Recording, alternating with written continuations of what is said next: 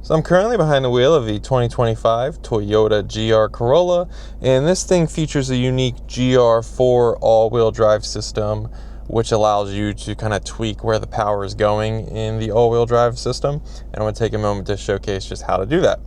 So on the center console, you'll see this GR4 dial. Now you see normal, there's gravel right here, and it says push track right here.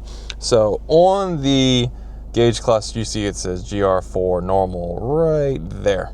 When you adjust between the different modes, you're not going to get anything abrupt other than it's going to change the little tag right there. So the different modes send power to different areas. So the manual isn't gonna mention the percentage split, but normal, it's basically 60% of the power is going to the front wheels, 40% is going to the back. Switching it to gravel now, it's going to be a 50-50 split.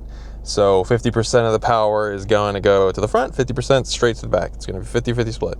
But then track, it's going to send 30% of the power to the front and 70% of the power to the back for a more performance-oriented rear-wheel drive-ish experience.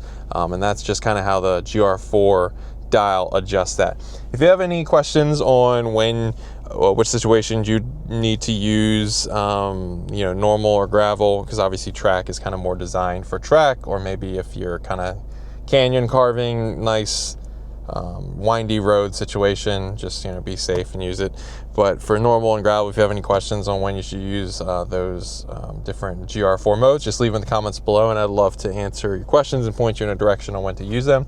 If you can please like this video and subscribe to my channel if you've not already. Every little bit helps, and I appreciate it all. Thanks for watching.